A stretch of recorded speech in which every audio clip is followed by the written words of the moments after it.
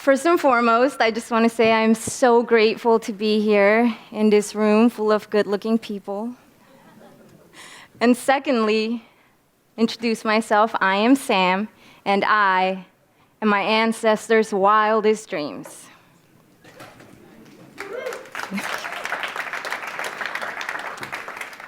This is a picture of my grandparents, my grandfather Rogelio, and my grandmother.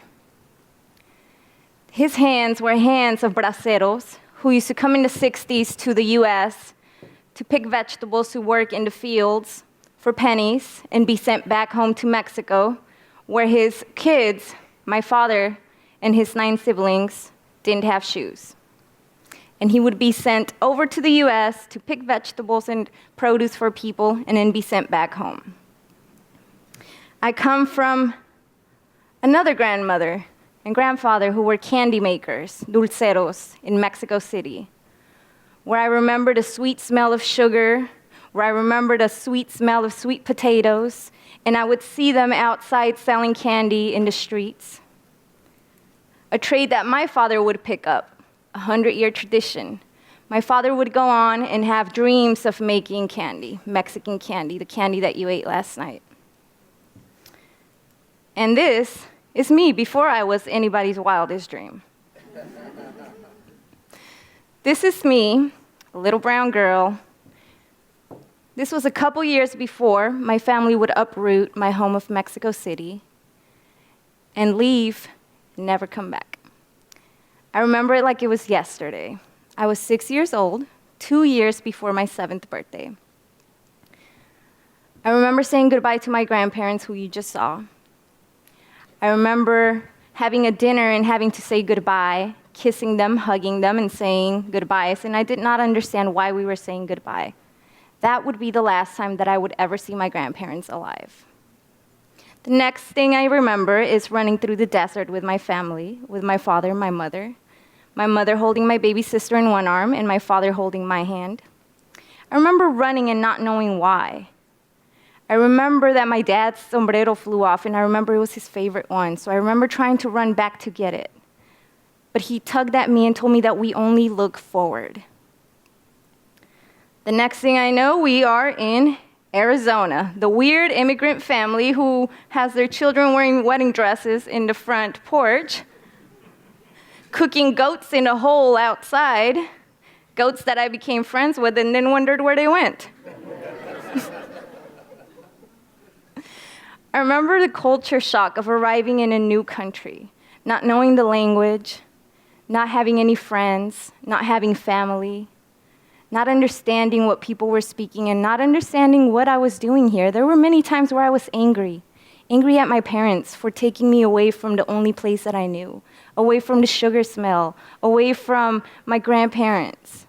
I remember days where I would wake up and wonder why we were here. I did not understand then that my parents' love language was sacrifice.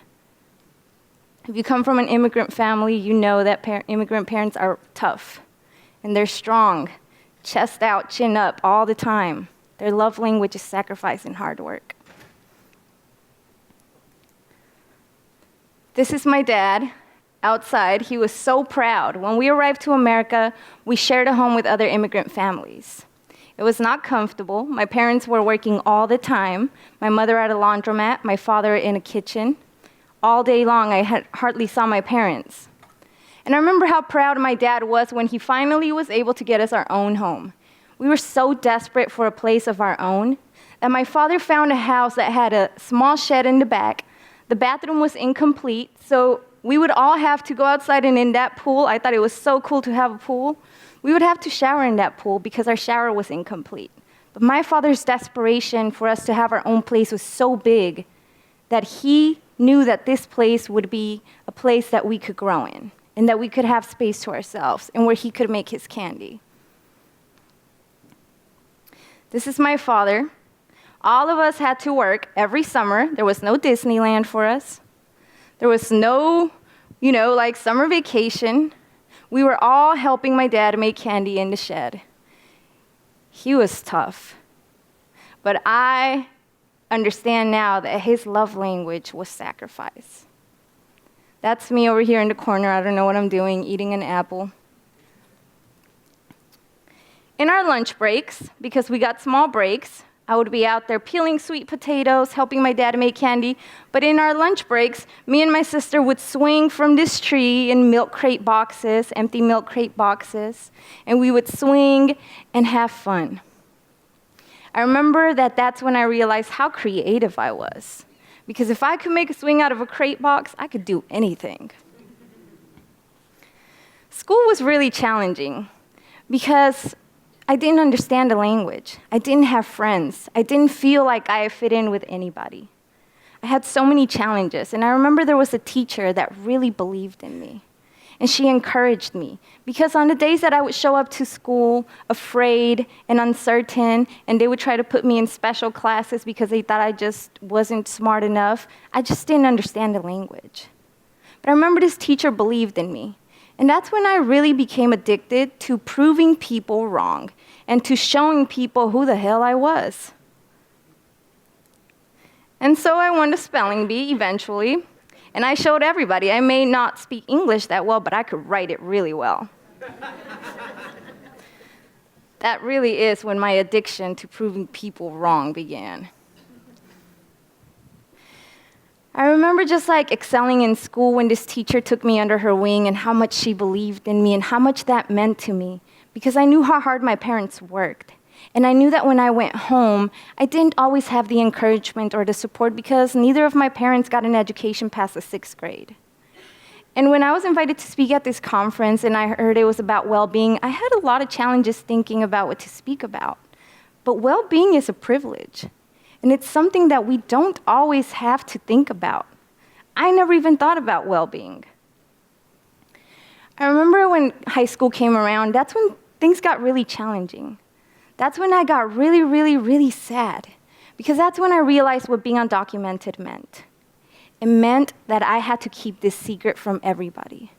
It meant that I would not be able to go to college because back then the conversation about immigration was not out in the news like it is today. There was nothing called DACA then. There was no dreamers. We weren't on the news. We weren't being spoken about. We were invisible. We were only visible to people who saw how vulnerable we were and used us for labor. And I remember how sad that time was, because I started to see all of my friends getting ready to go to college, getting their driver's licenses, and me having to hold this secret deep inside, my truth. I was ashamed of my truth. My siblings were also ashamed of this truth. How could we tell our friends that we couldn't go and get our driver's license with them? How could we tell them that we were choosing to stay in Arizona and work at the pizza shop instead of going to college with them? I was going to the prom with my friends. I felt American. I was listening to Britney Spears and Aaliyah and B2K. I was going to the concerts. I felt American, but I was still invisible. And I remember how hard that time was. Having to, again, follow our parents' commands, chest out, chin up, always. You face life with strength. Vulnerability is not something that you are allowed to have. Be brave, stand strong, work hard. When high school came around, that duality of feeling American and feeling that you still didn't belong was too much to carry. At that point, both of my sisters attempted suicide. And it was something that my parents could not understand. They could not understand what mental illness was. They thought that it was something that you could just pray off. We had normalized challenges and discomfort to an extent that was damaging. Well-being was not being taught in our homes because we had to survive. During this time, I decided that I would not allow my dreams to die. I've been a misfit all my life, a crazy little dreamer with a loud mind. I started writing notes to myself, which I still do to this day. And this is a letter I found in a notebook. I have tons of notebooks that I still read back to remind myself to keep going. This is around the time when I graduated high school. I am on a journey leading to something huge. I don't know what yet, but I know my life is meant for more than what you think. Every day I discover talents I never thought I had. And inside, I feel something big is in store for me. And I can't wait to know what it is. My life right now might seem simple and insignificant, but give me some time. Time to crack out of my shell, because it's too early now, but be ready for me. See, I feel like I've been a wizard all my life. I feel like I'm magical as fuck. And I have had this voice inside of me that always told me, no matter how hard life has gotten, that my day would come. And my day is here. During this time, it was extremely challenging. I had to help my parents out all the time. I had responsibilities that were on my shoulders that most teenagers don't have. I felt trapped. I felt like I was a seed on a shelf. Seeds on shelves can't grow. They need soil, they need water, they need sunshine, and all I got was rain. And I remember how strongly I desired change, and it led to me making a lot of crazy decisions at a young age. But there was a time in my life where I decided that I would live by these words. Fuck fear. It's not bravado, it's survival. Survival for me. Because there was a time where I could not really speak to my parents about what I was feeling, about what my dreams were, because when you come from certain places, like Quentin said, the standard is set at a certain point. Don't rock the boat. Don't make other people uncomfortable. Don't exist. Stay in the shadows. I didn't want to live in the shadows. I knew that I had potential within me. Well-being to me means having the ability to explore your potential. But that is a privilege. There's a privilege called opportunity that not everybody has access to. So some of those crazy decisions that I made was to get married young at 19, to keep working all of these labor jobs. And there came a time where I was like, I can't do this anymore. So at 25, after I gave birth to a superhero, I decided that I was going to be a single parent. And I moved to Atlanta. I probably had $50. I had a one-way ticket.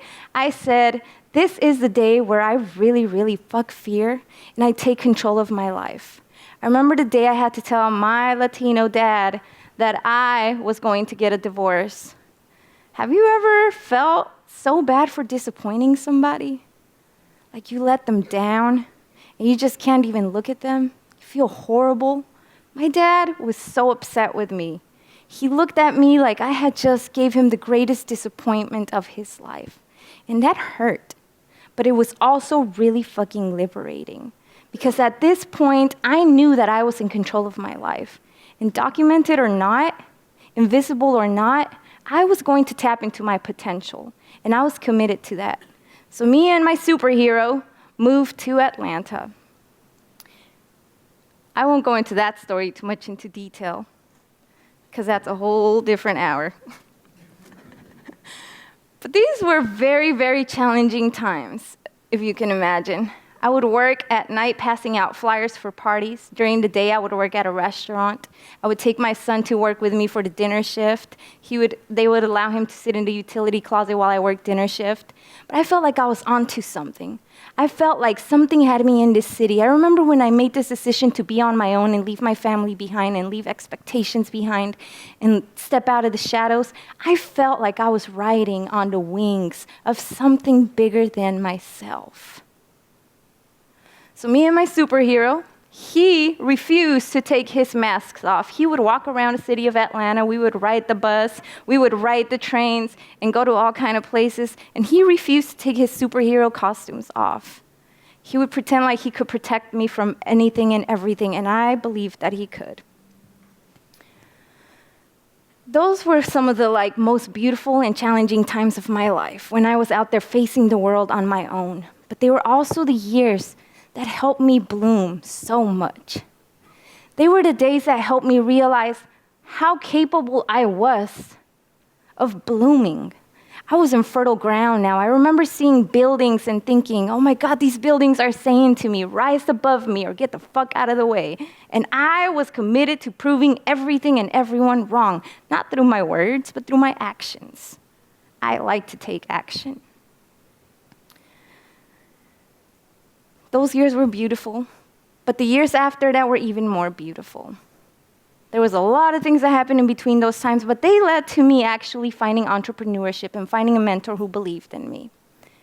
And in the past 5 years, as I have lived in Georgia, I have built a company called OffThaRecord where we actually tell other people's stories, where I actually hire people of color to tell stories of people of color, where I hire impacted people to actually tell stories. I've had the opportunity to work with amazing nonprofits and shakers and movers and tell stories that I feel are so empowering and necessary to tell.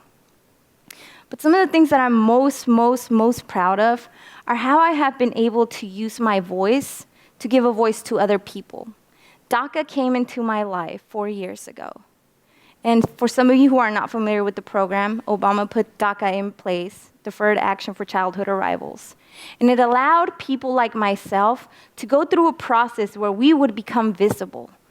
They call us dreamers. And I remember how much this program changed my life. I was able to get a driver's license. At this age, I was at the DMV like, yo, I'm about to drive. Like, I was so excited to get a driver's license. I was like, oh my God, nothing can stop me now. Picture me like at the DMV, like backing up, getting my driver's license. It was magical. And I remember that once this program came out, it helped me do so many things, like get a house, buy a car, start building credit, hire people, start a business. I felt limitless. But 2 years ago, this program was rescinded by the current administration. And in that time, we have been in limbo. 800,000 young people like myself who were asked to come forward, to pay our fees, to go through these background checks, to show up. We were told that we no longer were able to be visible. We were told that we were people who were here to be rapists and killers. The language that was in the news about us. Ooh, I'm sorry. Was hurtful because like Mark Brand says, words are violent. I remember I was in my office where I actually create jobs and having to be that strong person all the time. And I remember turning on the news and hearing them say, we are taking this away from these aliens, these illegal immigrants. I remember how horrible that felt and how hard it was for me to stay strong for my employees. And how I had to like walk into my office quickly and shut the door so that people wouldn't see me cry. Because I felt like I earned this. I paid my dues. I was trying to do it the right way. People always ask, why don't you do it the right way? Why don't you just apply for citizenship? There is no pathway. And the pathway that was somewhat created was taken from us. But what do we do when times are hard? We fight back. This is a mural that an undocumented artist painted of me in the same streets where I walked with no hope some days, where I walked with my superhero to go to work, in the city that I arrived to with nothing but a dream. Our community started activating and sharing our stories in multiple ways through art, through movies, through news, through every aspect. My mantra, like Saul's, was live, create, inspire. And to see my face painted in the city where I arrived with nothing become a symbol of hope to other immigrants in our state is one of the things that means the world to me. Because I know that my story has become a lighthouse for others who still feel invisible, who are still afraid to speak up. In the same state where I arrived with nothing, I have been honored by our state reps for my father's candy and for my contributions as an immigrant in the state creating jobs. I helped my dad relaunch his candy business and do it the right way. I have gone around the nation speaking with people like Gloria Steinem about immigration reform. I have been on the news to bring forward facts about immigration that people don't know about, such as undocumented immigrants pay $11.64 billion in taxes a year, and we can't even access health care. and we don't get any of that back. None of that is going to retirement. I pay a lot of taxes. I have 2 businesses, and I can't even access health care or Social Security. I attended State of the Union last year as Representative Hank Johnson's guest. I was able to sit in that place where they villainize us and where they say negative words about us, and I was able to sit there and take space and show that we are more than what you hear out there. And I have been advocating with other dreamers like myself, speaking to members of Congress, and sharing our stories. Stories matter. But I don't say all of this for you all to be impressed with me, because to me, this message is a message of so many people. And as you know, there's a crisis going on at the border.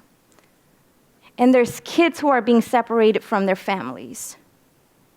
And on top of that, they are being taken from their parents. And these parents are not able to reunite with them. There is a crisis going on. The trauma that is being inflicted in this generation will not only impact them, but their families and the communities that are around them. Like Mark Brand said, when the community is unwell, we are all unwell. There is a crisis going on. I could have been one of those kids. That first picture you saw of me, I was that kid. I carry this survivor's guilt with me every day. But I show up as my best self every day, not just for me, but for them, for those who don't have a voice. This is images from the American Academy of Pediatrics. These are the images that children at the border are drawing. This is what their reality is. This is what well-being is to them right now. There is no well-being for our communities right now. These are people that are showing up, attempting to do things the right way, going through due process, seeking asylum. Seeking asylum is a human right. There is nothing illegal about it. Layers and layers of trauma. When I sat thinking about what well-being meant, I couldn't find an answer because I have never been exposed to it. The trauma that is being inflicted on not just these children, but all of our immigrant communities is deep, and it is alarming, and it is dangerous. On Saturday, I will be embarking on a 2-week march from New York City to Washington, D.C. We'll be filming and documenting it with our partners, Carlos. We'll be out there documenting this march from New York to D.C., where we will be walking, and we will arrive at the Supreme Court on November 12th as they present the case against DACA. We have been living in limbo. I can speak for myself. I'm strong, chest out, chin up. 75% of my blood is Native American. I'm strong, but not everyone is. So I keep showing up. But what I want everybody to know is that well-being is a privilege that not everybody has access to. So I left this last slide blank because I was like, I should drop an MLK quote in there. I should drop some kind of quote in there. But I just couldn't think of one. Because the only thing that I could think about is all of the people that are suffering right now. All of our brown communities. All of the people that are being damaged by policies that are rooted in racism. So my call to action for all of you is that you don't just hear this story and just look the other way. That you don't just look at me and think, oh wow, if she can do it, they all can. I don't want to be the exception, I want to be the example. So my call to action is that if you care enough about this issue, as we are on this 2-week march, call your state representatives. Let them know that you are against these child separations from their families. It doesn't matter what side of immigration you stand on, pro or against, you should be for humanity. We need humane practices, and we need immigration reform in this country. So call your state reps, tell them that you want DACA to stay, if you want it to stay, if you want me here. And tell them that you're against family separations. And again, I don't have a quote on well-being because I really don't even know what that means. Thank you.